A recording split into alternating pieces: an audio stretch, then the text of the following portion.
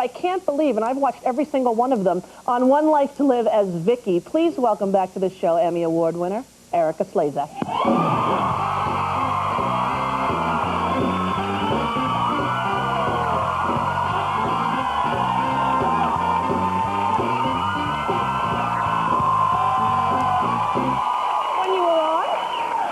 I was telling Erika, I think... You're not old enough, right? Yes, I am. I'm 38 years old. I used to watch it with my Nana. When you were 8 years old? When I was 8 years old. All my children, when it was the book. Remember? Yeah. And we had the sunrise. And you had the sunrise. They used to say it was a chicken laying an egg upside down. But that's sort of hard to believe. First of all, you don't age. I don't know what that's about, but... Oh, thank you. No, but that's a long time. When you think of it, it's hard to believe. Yeah, yeah. This started out as a really good job for 2 years. I was offered a 2-year contract, and I had come from doing repertory theater, where at the most you were employed for 8 months. Right. My father, who was an actor, said, 2 years of a paycheck. And I was so stupid, I didn't know they could fire me at any time. I thought, 2 years, cool, great. You're in. 2 years became 4, became 6. They kept saying, can we give you a little more money? You want to stay? I said, yeah, thank you, I'll stay. Yeah. I met my husband, we got married, we had kids. It was a great job to have, you know, raising kids. You know how hard it is. You want to be home for them. And I got to come home every night. We didn't have to go on location. I did homework every night. You get to have a routine. Yeah, yeah, yeah. And the storyline now with Erika, with the breast cancer, so great and so important, don't you think? Yes. They approached me about this whenever it was, months ago, and I said, I know it's a wonderful story. I wasn't, you know, jumping for joy. I thought this is not going to be the happiest story in the world. But I was so pleased that they asked me to do the story. Right. It's been quite remarkable. I have learned so much more than I ever knew. I have had such response from people all over this country who write me letters, who are pleased that it's being done. I had a couple of letters, they say, that's stupid, that's ridiculous. But, you know, there's always somebody who's going to write. But we've had such a good response, and I've said, if this gets one person to go for a mammogram, then you've saved one person. Without a doubt. And, you know, sometimes the storylines are so outlandish, but we believe them, like Vicky and Nikki. We never question that. Do you know what I mean? But when it's something serious like breast cancer, people go, because that really can happen to you. Yeah. I said, you know, I did a story where I had 7 personalities. I said, you don't walk down the street and see, you know, 6 people who have 7 personalities. Exactly. But you can walk down the street and see 6 people who had breast cancer. Without a doubt. And this is a wonderful, aside from being public service, it's a wonderful opportunity to tell a very needed story. Yeah. And it's been difficult, a lot of emotional stuff, which I kind of like, because then I get it all out of my system and I go home and I'm happy. Right. It's been very rewarding, oddly enough. And it's great for the people like me who've watched it for so long, when we feel like, you know, you're part of the family. When you watch the shows every day, they feel like your extended family. You get mad when someone goes to another show. Peter Bergman has been on Young and the Restless for 12 years. No, you still call him Mike Cliff. He's Cliff Warner for me. I cannot get over it. It just annoys me. So I'm so happy when you stay, you know, and then we get to go through things together. How's your daughter?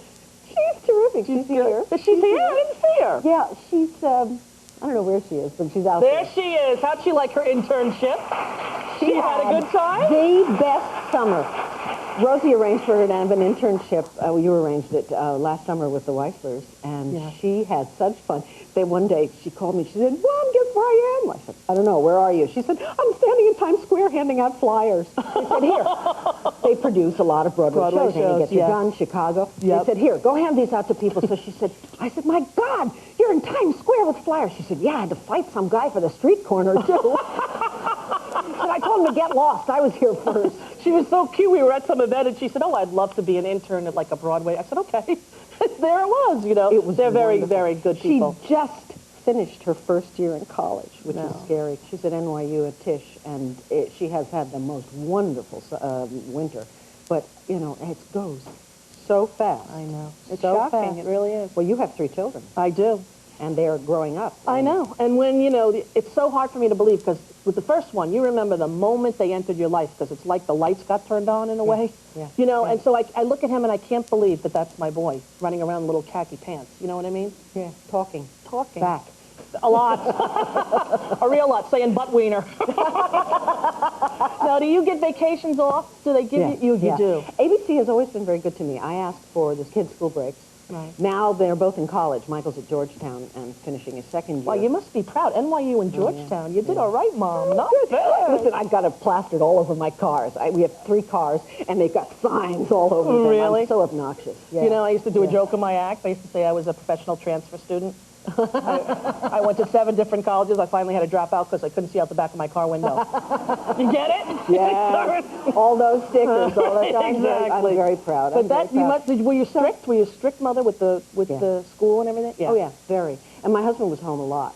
And he really, he was stricter than I was. Was he? Yeah. I was the one that said, if you want something, call Mom, because she feels guilty because she goes to work during the day. Right. So I felt guilty, so they come to me, anything they want. They still do. Yeah. They still do. Yeah, they learn that very young, because my kid's 5 and 3. Yeah. And when my son had a black eye, about yeah. 6 months ago, I hear him talking to Chelsea over the monitor. Mom feels so bad because I fell down. So what we're going to do is ask for pizza tonight for dinner. Like, he totally got it. I thought, I pretended like I didn't hear, because isn't that our job, right? Yeah. Yeah, let him fool us.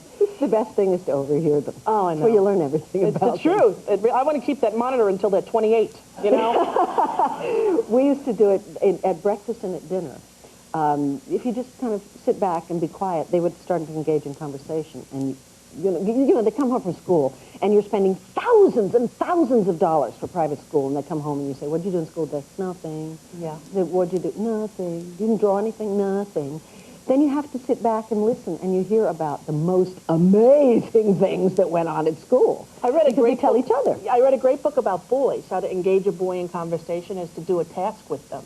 Oh, boys. yeah. So I find that when I do Lego with my son, he'll tell me everything.